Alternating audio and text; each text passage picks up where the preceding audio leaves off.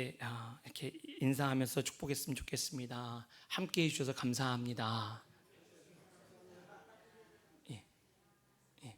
우리 보니까 이렇게 멀리 계신 분들에게 함께 해주셔서 감사합니다라고 인사를 하고, 정작 가장 옆에 있는 분들, 그죠? 가장 옆에 앉아 계신 분들한테는 얘기를 안 해주셔서, 그죠? 아이 감사합니다, 권사님. 바로 센스 있게, 그죠? 정말 옆에 앉아준 것보다 얼마나 감사하니까, 그죠? 함께 앉을 수 있는 것만도 복입니다, 그죠? 자, 혼자 앉아보셔야 합니다. 혼자 앉아보신 분들은, 그죠? 함께 신앙생활을 하고 함께하는 것이 하나님께서 우리에게 주신 큰 복임을 기억하면서 또 믿음의 은혜 안에서 또 함께 나갔으면 좋겠습니다. 오늘 제목이 신실하신 하나님이라고 제가 정했는데요. 신실하신 하나님이라고 얘기하면 어떤 하나님이 생각이 나세요? 하나님이 신실하시다라고 얘기를 하면 어떤 하나님의 모습들이 우리가 생각이 나십니까? 신실하신 하나님 하면 변함이 없고 신뢰할 만하고, 그죠? 변함이 없고 신뢰할 만한 그 하나님의 속성을 우리가 신실하다라고 얘기할 수 있을 것 같습니다. 어떤 상황 속에서 변함이 없고 그 뜻을 바꾸지 않고 그 뜻을 이루어 가시면서 우리가 신뢰할 만한 그 대상, 바로 그 하나님이 신실하신 하나님이십니다.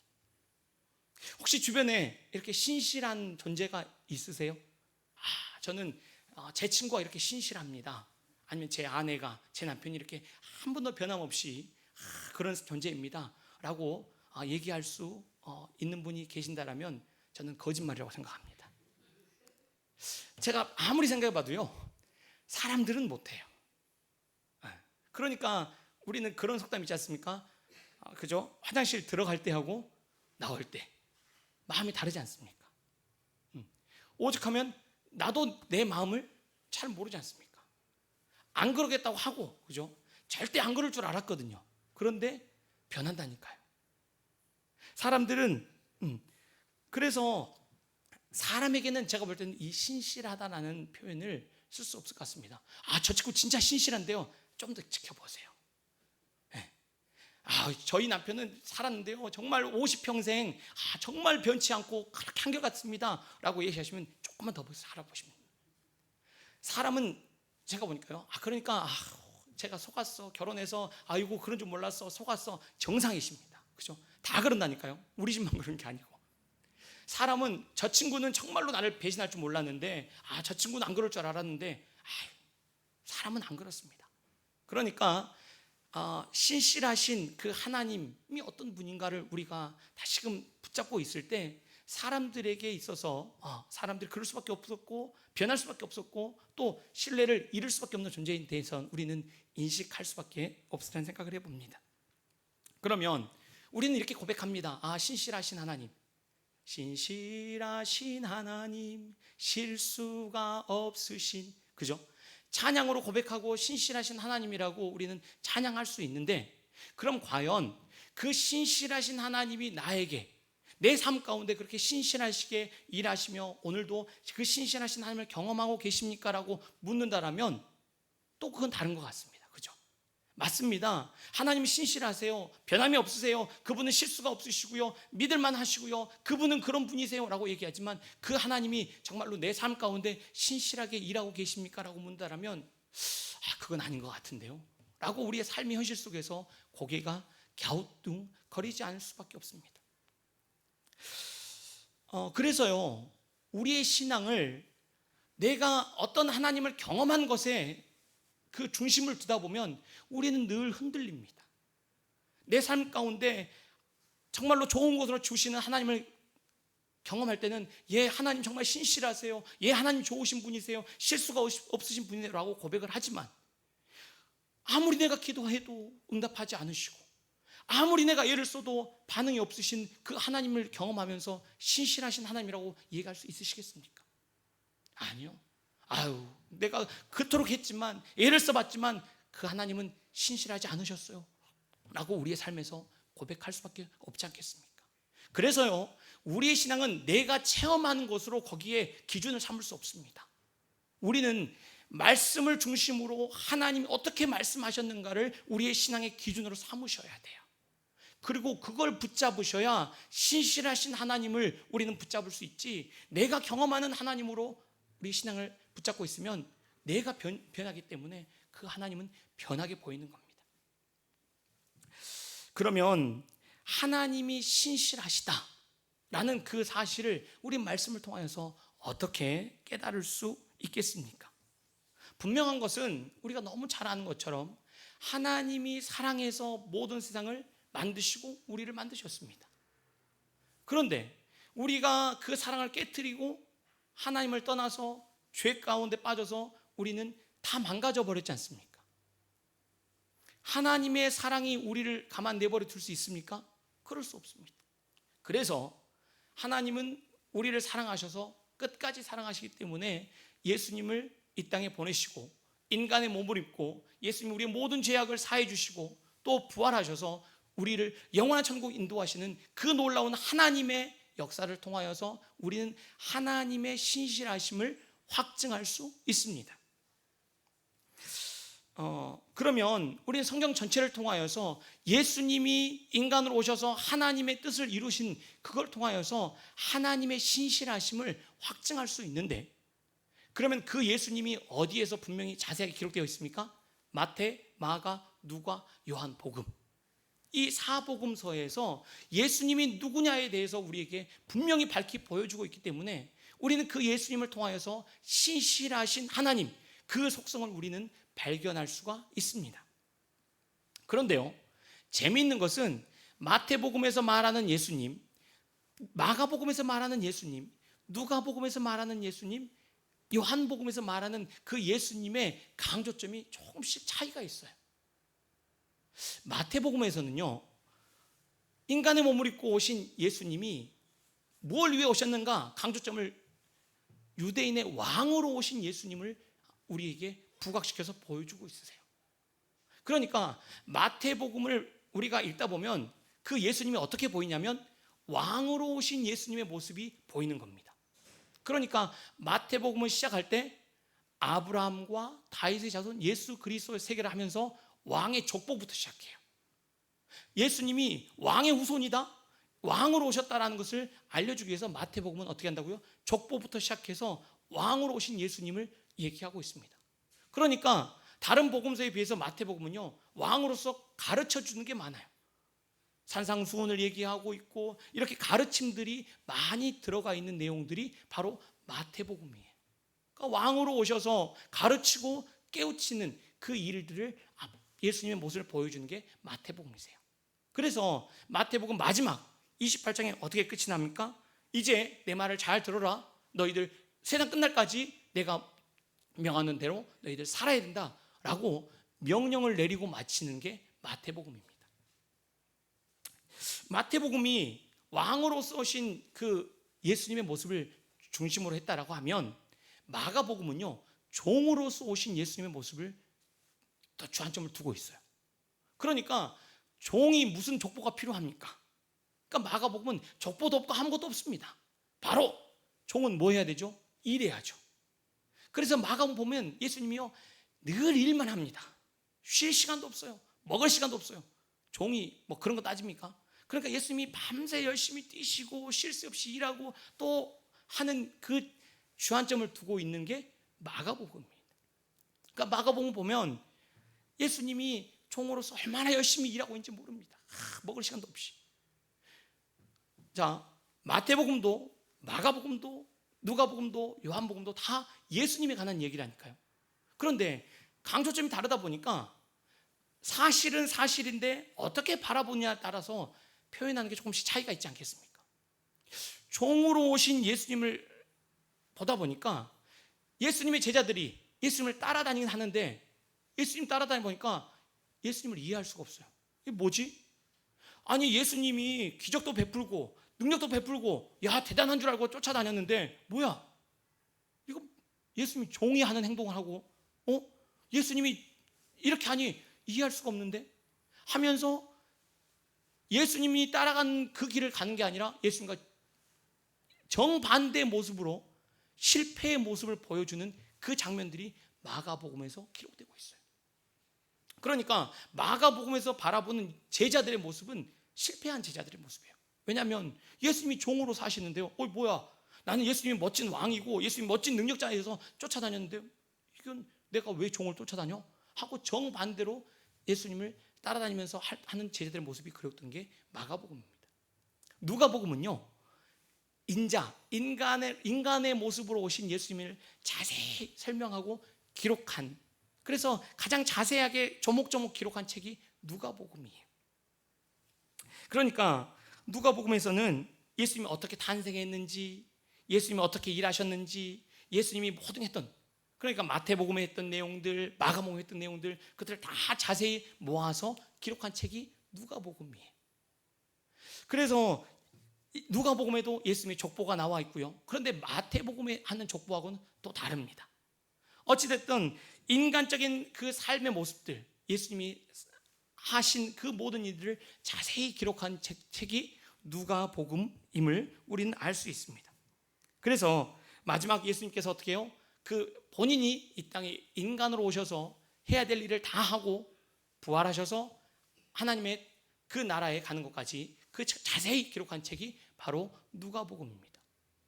요한복음은요, 예수님이 신으로 오신 존재임을 기록한 책이에요. 그러니까 마태복음, 마가복음, 누가복음은 예수님이 인간의 모습으로 오는 것을 중심으로 기록했다라면 요한복음은 예수님이 하나님, 신 자체이다라는 것을 보여주려고 강조점을 두고 있습니다. 그러니까 족보가 필요하겠습니까? 아니요. 그건 인간에게 있어야 될 일이잖아요. 그리고 다른 세 복음서하고 많이 다릅니다. 뭐가 많이 기록되어 있을까요? 인간으로서 할 수 없는 기적들이 많이 기록되어 있는 책이 요한복음이에요. 그래서 요한복음은 세 복음서하고 좀 다르게 신으로서 도저히 인간이 할 수 없는 그 신적인 존재의 영광과 능력을 드러낸 책이 요한복음입니다. 제가 서두에 신실한 하나님, 그 하나님의 속성은 인간이 가질 수 없다라고 말씀을 드렸잖아요. 그러면 과연 이 예수님이 신실하다라는 것을 살펴보려고 하면 어떤 복음서를 좀 중점을 갖고 살펴봐야 확인할 수 있겠습니까? 요한복음이겠죠. 왜? 신으로 오신 그 예수님의 모습을 강조점으로 두고 있으니까. 그래서 오늘 이 요한복음 그 마지막 21장 그 구절을 통하여서 신으로 오신 예수님께서 어떻게 신실하시게 일하셨는가, 그리고 제자들과의 관계 속에서 어떻게 신실하게 그 역할을 감당하셨는지를 오늘 말씀을 통해서 함께 잠깐 살펴보려고 합니다. 요한복음 이제 1장 35절 보면요, 원래는 이 세례 요한, 예수님의 탄생을 미리 앞서서, 그죠? 6개월 전에 나팔을 불었던 세례 요한이 등장을 합니다. 그런데 이 세례 요한이 제자들이 있었거든요. 세례 요한이 나타나니까 따라다니는 제자들이 있지 않겠습니까?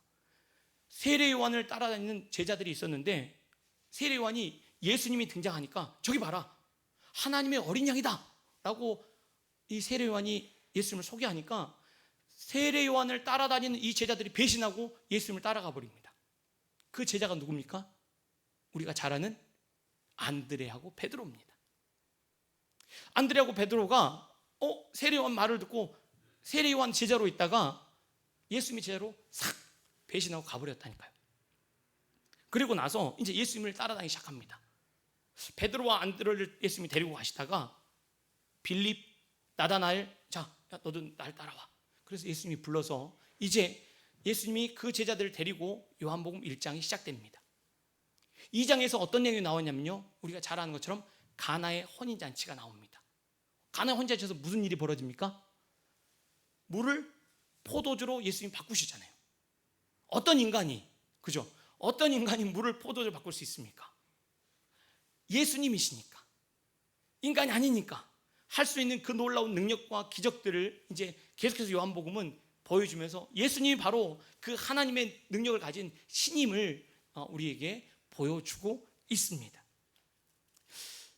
제가 서두에 언급했듯이 요한복음은 강조점이 예수님이 신임을 드러낸 신적인 존재임을 보여준 데 강조점이 있다 보니까 예수님이 어떻게 제자를 만났는지, 제자들이 어떻게 예수님을 따랐는지 그 부분에 대해서 구체적으로 설명하지 않고 있습니다.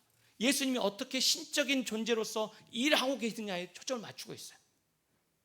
그러면 예수님과 제자들 관계 속에서 어떻게 그 일들이 벌어지고 있는지를 살펴보려면 다른 마태복음, 마가복음, 누가복음을 통해서 함께 봐야 예수님과 함께 제자들이 이렇게 함께 사역을 해갔구나 라고 우리가 살펴볼 수 있습니다. 그래서 이제 제가 마태복음, 마가복음, 누가복음에 있는 내용들과 함께 예수님이 제자들과 어떻게 함께 사역을 해갔는지를 잠깐 살펴보려고 하는데요. 지금 제가 언급했듯이 요한복음 1장에서 원래 베드로는 누구 제자였습니까? 세례요한 제자였다니까요. 그러다가 세례요한이 저기 하나님 어린 양이라고 예수를 소개하니까 배반하고 예수님께 가버린 그런 제자였어요. 그리고 예수님을 따라다니기 시작합니다. 그런데 누가복음 5장에 가니까요. 누가복음 5장에 가니까 예수님을 잘 따라다닐 줄 알았던 베드로가 언제 예수님을 또 배신하고 빠져나왔는지 모르지만 시간 정황상 보니까 요한복음이 먼저예요. 그런데 언제인지 모르는데 누가복음 5장에 가보니까 베드로는 다시 어부로 바뀌어 있습니다. 물고기 잡는 어부가 되어가지고요, 물고기를 잡고 있어요.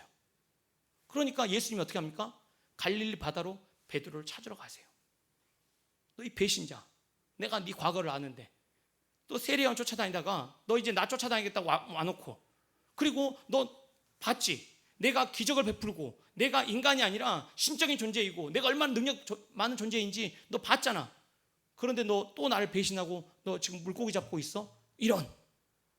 예수님이 책망을 하러 가셨는지 다시 베드로를 찾아가세요. 원래 한번 직장을 바꾸고 다시 돌아오면 중간에 흐름이 끊겨가지고 잘 못하지 않습니까? 그죠? 하던 일도 계속해야 잘하는. 물고기를 잡았다가 끊고 다시 또 돌아온 베드로가 물고기를 잘 잡겠습니까? 못 잡겠습니까? 한 마리도 못 잡고 있는 겁니다. 밤새 그물질해도. 예수님 찾아오셨어요. 야, 그물 던져봐. 깊은 데로 그물 던져봐. 던졌더니 그물이 어떻게 된다고요? 찢어질 정도로 많아지니까 베드로가 어떤 행동을 합니까? 무릎을 꿇고 엎드려서 나는 죄인이오니 나를 떠나소서. 이런 앞뒤 정황을 생각하지 않으면 상식으로 맞지 않습니다. 왜냐하면 한번 생각해 보세요.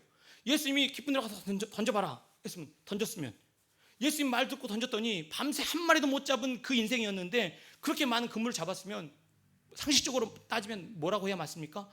오, 예수님 감사합니다. 이렇게 많은 물고기 잡게 해주셔서 감사합니다. 저 배 탈 때마다 같이 해주셔서 알려만 주세요.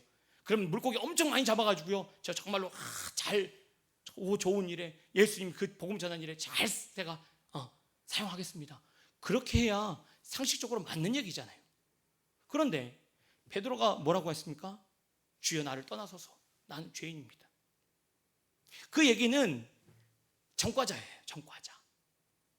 자기가 예수를 따르겠다고 하고 다시 와서 예수님이 행했던 그 일들을 바라보고 따라왔는데, 아이고 내가 이거 해가지고 살겠어? 그래, 역시 난 물고기 잡아야지 하고 어쩌면 다시 물고기 잡으러 살고 있는 그 배신자의 삶의 모습으로 하고 있는 그 베드로에게 예수님이 다시 찾아온 겁니다. 야, 너 이 배신자, 너 그렇지, 사람이 안 변해. 한 번 배신한 걔네들은 또 배신하니까 역시 그래야 되는 것처럼 예수님이 책망하신 게 아니고요, 베드로는 양심이 찔린 거거든요. 왜 찾아오셨나요? 저를 떠나세요. 저 같은 놈한테는 이제 더 이상 찾아올 필요도 없으세요. 저를 떠나세요. 저는 죄인입니다 라고 무릎 꿇고 예수님한테 하고 있는 그 베드로에게, 아니야, 내가 너로 사람을 낚는 어부가 되겠다고 다시 끌어안아 주시는 그 예수님의 모습이 기록되어 있는 게 누가복음 5장입니다. 그래서요, 예수님은 그렇게 배신하고 떠나갔던 제자를 다시 찾아오셔서 다시 제자로 삼아주시고 그 일을 함께 하시는 그 예수님의 모습을 우리는 알 수 있습니다. 자, 그러면 그 예수님을 기억하면서 다시 요한복음으로 돌아옵시다. 예수님은 수많은 기적들을 보여주기 시작해요. 그러니까 사람들이 예수님을 따르기 시작해요. 와, 저분은 정말 놀라운 존재다. 저분과 함께하면 나는 생각해 보세요. 요한복음 6장에서 오병이의 기적을 베풀거든요. 그러면 야, 예수님과 함께하면 나는 배고플 일이 없겠네. 예수님과 함께하면 우리는 부족함이 없겠네. 그래서 예수님을 왕으로 막 세우려고 하지 않습니까? 자, 우리는 예수님 제자가 12제자만 있었던 것 같잖아요. 그런데 성경에는 예수님이 제자가 많이 있었습니다. 그런데 요한복음 6장 60절을 보니까요, 예수님이 야, 아니다. 야, 니들이 지금 떡 먹고 배불러서 막 나를 왕 삼으려고 하는데 아니야. 내가 생명의 떡이야. 너희는 나를 먹어야 돼. 그러니까 무슨 얘기를 하는 거지? 나는 예수님만 있으면 돼. 왜? 예수님이 내 배를 채워주거든요. 예수님만 있으면 나는 굶지 않을 거야. 예수만 있으면 뭐가 내 삶에 잘 되고 잘 되니까 나는 괜찮을 거야 라고 쫓아다녔는데, 예수가 나는 생명의 떡이랍니다. 나를 먹어야 된대요. 도대체 무슨 얘기야? 어렵도다. 그러니까 요한복음 6장 60절에 이렇게 기록되어 있습니다.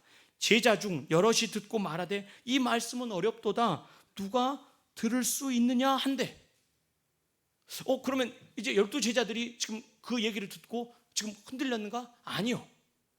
66절에 이렇게 기록되어 있습니다. 요한복음 6장 66절인데요. 이렇게 기록되어 있어요. 그때부터 그의 제자 중에서 많은 사람이 떠나가고 다시 그와 함께 다니지 아니하더라. 그러니까요, 예수님이 기적을 베풀고 능력을 베푸니까 수많은 사람들이 쫓아다녔다니까요. 나 예수님 제자 할래요. 전 예수님 제자예요. 그런데 예수님이 어려운 얘기들을 하고 자기들이 알 수 없는 그런 얘기를 하니까 어떻게 해요? 다 떠나가 버린 겁니다. 그래서 67절에 요한복음 6장 67절에 예수께서 12제자에게 이르시되 너희도 가려느냐? 봤지? 나를 따라다닌다고 수많은 제자들이 왔다가 어려우니까 다 떠나갔는데 너희들도 가려느냐? 라고 묻습니다. 그러자 68절에 시몬 베드로가 대답하여 주여 영생의 말씀이 주께 있사오니 우리가 누구에게로 가오리까? 정신을 차렸나 봅니다. 그죠? 예수님이 쫓아와서 다시 또 제자 삼아주니까 베드로가 정신을 바짝 차렸나 봐요. 주여 영생의 말씀이 여기 있는데 우리가 어디로 갑니까? 그래서 지금 이 12제자는 안 떠난 겁니다. 자, 그러면 예수님께서요, 수많은 제자들이 있었지만 자기들이 쫓아온 예수님을 믿겠다고 따르겠다고 했던 그 제자들은 어떻게 됐습니까? 다 떠나가 버렸습니다. 어렵다. 아유, 예수 믿어도 잘 되는 거 하나도 없네. 내가 예수 믿어서 뭔가 좀 이렇게 될 줄 알았더니 에휴 소용없네 하는 사람들은 다 떠나갔습니다. 12제자들은 자기들이 쫓아왔습니까? 예수님 불렀습니까? 예수님 부른 사람들이에요. 그러니까 12제자가 지금 남아있는 겁니다. 그래서 예수님이 친히 부른 이 12제자는 지금 계속해서 예수님을 따라다니고 있는 상황입니다. 그래서 이 12제자들은 시간이 거듭해 가면 갈수록 예수님이 공생의 3년 기간 동안 많은 기적을 베품 통하여서 예수님이 진짜 하나님의 아들이며 신이며 능력자임을 경험을 많이 했습니다. 지금 방금 제가 성경 본문을 읽었듯이 베드로가 영생의 말씀이 여기 있는데 어디 가겠습니까? 라고 얘기한 것처럼 수준이 많이 좋아진 것처럼 보입니다. 그런데 우리가 잘 아는 것처럼 정작 예수님이 십자가를 지는 그 순간에서 제자들은 어떻게 했습니까? 다 도망가 버렸습니다. 누가복음 22장 33절에 보면요, 베드로가 이렇게 얘기합니다. 그가 말하되 주여 내가 주와 함께 오게도 죽는 데에도 가기를 각오하였나이다. 다른 사람 다 버릴지라도 저는 죽을지언정 버리지 않겠습니다 라고 큰 소리 치던 그 사람이 누굽니까? 베드로입니다. 그런데 마가복음 14장 50절에서 이렇게 얘기합니다. 제자들이 다 예수를 버리고 도망하니라. 제가 그랬잖아요. 사람들은 믿을 것이 못 됩니다. 평생 사랑하겠습니다 말뿐이죠. 난 다 용서하겠습니다. 아니요, 마음이 허락해야죠. 그럴 줄 몰랐습니다. 아니요, 원래 그러는데 그 말을 믿은 우리가 바보입니다. 사람은 그렇다니까요. 그럼 예수님 입장에서는 야 베드로 너 진짜 너는 예수님 입장에서 인간적으로 할 말이 얼마나 많으시겠습니까? 그런데 한번 생각해 보세요. 예수님은 신실하시잖아요. 신실하시다는 의미는 하나님이 우리를 사랑하셔서 그 사랑을 끝까지 버리지 않으시기 때문에 그 일을 이루시는 그 예수님의 속성을 말하고 있거든요. 예수님께서 왜 이 땅에 오셨습니까? 인간의 죄를 위해서, 우리를 위해서 죽으시고 부활하시며 우리의 모든 죄를 사해 주시기 위해서 예수님이 이 땅에 오셨습니다. 그래서 예수님이 부르신 12 제자들이 다 도망가 버리고 상황이 엉망진창이 되고 모든 것이 변할지라도 예수님은 당신이 하시고자 하는 그 모든 일들을 온전히 이루셨습니다. 그리고 십자가에 돌아가시면 어떡하죠? 다 이루었다 하시면서 니들이 어떻게 할지라도 나는 내가 하고자 하는 모든 이 일들을 행한다고 하시면서 그 모든 일을 다 이루셨습니다. 예수님은 그렇게 신실하게 그 모든 하나님의 사랑을 예수 그리스도의 전 삶을 통하여서 우리에게 보여주시고 그 구원의 역사를 이루셨습니다. 그게 요한복음 20장까지 내용입니다. 역시 맞습니다. 하나님이 우리를 사랑하실 때 끝까지 사랑하신 그 모습을 예수님 통하여서 우리에게 밝히 드러내 보이셨군요. 아멘. 예수님은 신실합니다. 하나님 신실합니다. 라고 20장이 마무리될 수 있습니다. 그런데 요한복음은 21장에서 끝이 납니다. 신실하신 그 예수님의 사역을 20장에서 마무리할 수 있어요. 그런데 요한복음 21장이 거기에 붙여서 이렇게 시작하고 있습니다. 21장 1절이 이렇게 시작하고 있습니다. 그 후에 예수께서 디베랴 호수에서 또 제자들에게 자기를 나타내셨으니 나타내신 일은 이러하니라. 자, 지금 예수님은 부활하셔서요, 모든 예수님 그 사역과 신실하심을 다 완성하셨다니까요. 끝났습니다. 할 일 다 하셨어요. 그런데 그 예수님이 다시 갈릴리 호수, 디베랴 호수에 나타나셨습니다. 왜요? 내가 다 하고 봤더니 생각해보니까 너무 괘씸하다. 너네들 뭐냐? 내가 3년 동안이나 그렇게 내가 지켜봐주고 가르쳐주고 내가 이렇게 했는데 내가 이제 하늘로 올라가려고 보니까 너무 화가 나서 내가 못 가겠다. 다 이리 와 너희들. 내가 이대로 가고는 내가 속이 상해가지고 내가 못 참겠어. 베드로 이리 와. 내가 너 꿀밤을 하나 주고 하늘로 가야겠어. 예수님 그 마음으로 오셨을까요? 지금 예수님 편에서 보면요, 예수님은 어떤 상황 속에서도 그 하나님의 사랑을 가지고 신실하신 하나님의 뜻을 다 이루셨습니다. 끝나셨어요, 본인의 일은. 그런데 다시 제자들에게 찾아왔습니다. 지금 우리 오늘 본문 같이 한번 읽어보겠습니다. 자, 지금 제자들이 다 모여 있어요. 자, 3절 한번 같이 한번 읽어볼까요? 3번 함께 읽겠습니다. 시작. 시몬 베드로가 나는 물고기 잡으러 가노라 하니 그들이 우리도 함께 가겠다 하고 나가서 배에 올랐으나 그날 밤에 아무것도 잡지 못하였더니, 원점으로 돌아왔습니다. 예수님이 이 땅에 오셔서 하나님의 일을 이루시고자 그 시작했던 그 원점으로 제자들은요, 3년 동안 그렇게 따라다니면서 기적을 보고 예수님이 누구신지 봐왔고 사랑을 받았음에도 불구하고, 예수님은 그 임무를 다 하셨는데도 불구하고 제자들은 하나도 성장하지도 않았고 믿음이 있지도 않고 처음처럼 그래 내가 뭐 따라다니고 흉내는 냈지만 결국 나는 물고기 잡는 어부지 무슨 내 주제에 무슨 내가 그렇게 뭘 해보겠다고, 결국 나는 그런 사람이야. 이 실패한 삶의 현장에서 머물러 있는 그 모습 그대로 있는 그들에게 예수님은 모든 일을 완수한 다음에 다시 찾아오신 겁니다. 그러면 우리는, 하나님은 신실하시지만 우리는 연약하고 실패했기 때문에 하나님의 신실하심을 우리는 바라보지만 그것과 우리의 삶의 실패 속에서 하나님의 신실하심을 별개로 우리는 생각하기 쉬워요. 그런데 하나님은 그 신실하심을 어디까지 얘기하시냐면, 내가 너희들 불렀지? 나 결코 포기하지 않아. 나 아직 끝난 게 아니야. 어디까지 하신다고요? 내가 부른 제자들이 내 뜻 가운데서 온전히 설 때까지 나는 그 일을 이루시겠다라고 말씀하셔서 오늘 제자들에게 다시 찾아오신 겁니다. 그래서 어떻게 합니까? 다시 시작하세요.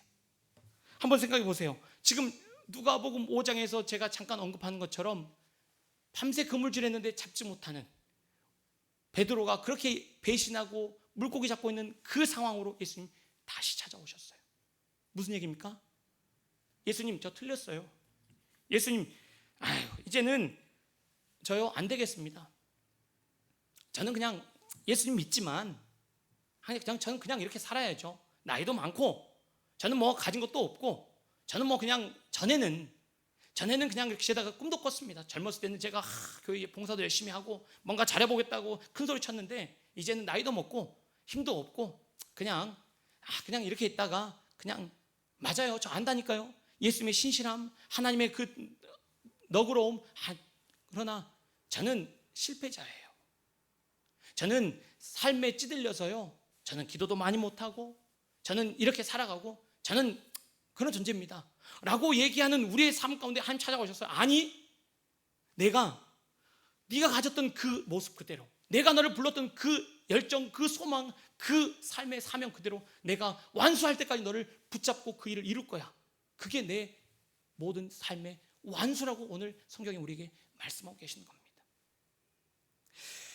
예수님을 위해 죽겠다고 큰 소리치고 예수님을 따라다녔지만 정작 배반의 대명사요, 결국은 처음처럼 물고기 잡는 어부하고 있는 베드로에게 예수님 다시 찾아오셔서요, 야, 내가 너 아니요, 베드로야, 내가 너로 사람을 낚는 어부가 되게 할 거야. 내가 너로 내 양을 먹이게 할 거야. 내 양을 치게 할 거야. 그리고 내가 끝까지 너를 그렇게 만들어 버릴 거야 라고 말씀하시는 그 하나님의 신실하심이 우리의 삶의 전부를 인도해 가신다는 겁니다. 한번 잘 생각해 보십시오. 예수님을 처음 믿고 내가 주를 위해 살겠다라고 기도하신 적 있지 않으세요? 나는 내가 정말로 헌신하고 내가 이렇게 믿음으로 살겠다라고 하나님 앞에 작정하시면서 나간 적 없으세요? 그런데 어쩔 수 없었습니다. 하나님도 아시죠? 애들 때문에 먹고 살아야 되니까 또 삶의 현실 속에서 어쩔 수 없었습니다 라고 스스로 주저앉아서 그냥 적당히 이게 전부인 것처럼 살아가고 있는 우리에게 예수님께서 찾아오셔서요, 아니, 아직 내 사명 끝나지 않았어. 내 신실함은 너를 불러서 내가 나의 복음의 일꾼으로 그 일을 완수하는 그 자리까지 내가 만들어 버릴 거야 라고 말씀하시는 그 주님의 신실하심이 우리의 삶의 능력 가운데 있다는 것입니다. 저희 교회가 또 불어권 선교하는 교회잖아요. 여기만 앉아 있으면 그래도 불어권 선교하는 교회 헌금 좀 하고 그래도 왕년에 나도 선교하고 싶었는데 좀 한 것 같고 하나님도 그 정도면 이해해 주시겠지 라고 숨어있는 우리 가운데 하나님이 아니요, 나는 그걸 원하는 게 아니고 처음 마음, 내가 너를 불렀던 그 모습, 그 열정, 그걸 회복시켜서 온전히 내 사람으로 내가 만드는 그 자리까지 내가 일하겠다고 말씀하신 그 주님의 신실하심이 우리를 일으킨다는 것입니다. 그래서요, 우리는 하나님이 나를 부르신 그 사명을 찾아서 그 자리에서 다시 서는 삶의 능력을 가지셔야 돼요. 우리가 능력 있고 믿음이 있어서가 아니라요, 하나님의 신실하심이 우리를 온전한 하나님의 자녀로 만드셔서 사명자로 부르셔서 그 일을 이루어내실 겁니다. 나이가 많기 때문에, 연약하기 때문에 아니요, 하나님이 그렇게 하지 않으신다니까요. 우리를 붙잡아서 하나님의 놀라운 사명자로 세우실 겁니다. 그래서 하나님, 저는 실패자여서요, 저는 이 정도만 할 겁니다. 아니요, 하나님이 그렇게 내버려두지 않으세요. 하나님께서 다시 베드로에게 찾아오셔서 하나님 일을 이루신 것처럼 하나님의 신실하심은 우리의 삶에 하나님의 사명자로 하나님께서 역사하시는 그 자리에서 일어날 믿습니다. 특별히 우리 각자에게 하나님께서 여러분들을 가정의 구원의 사명자로 하나님 부르셨다면 포기하지 마십시오. 하나님, 제 생명이 끝날 날까지 하나님께서 저를 그 사명자로 부르셨음을 저 다시금 고백하면서 하나님이 이루심을 믿고 제가 기도를 쉬지 않겠습니다. 그 믿음의 자리로 가셔야 돼요. 하나님, 제가 있는 자리에서 또 하나님 저에게 젊었을 때 주신 그 사명, 하나님 이것을 하나님 제가 다 잊어버렸는데 하나님께서 그 일을 끝까지 이루신다는 그 소망을 가지고 제가 다시 서겠습니다. 하나님을 이루어 주십시오. 하나님을 신뢰합니다. 왜요? 하나님이 이루시니까.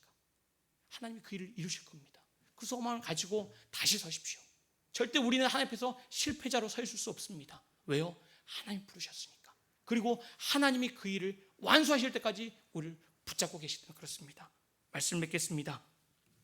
우리는 하나님 부르시는 사명자입니다. 하나님이 신실하십니다.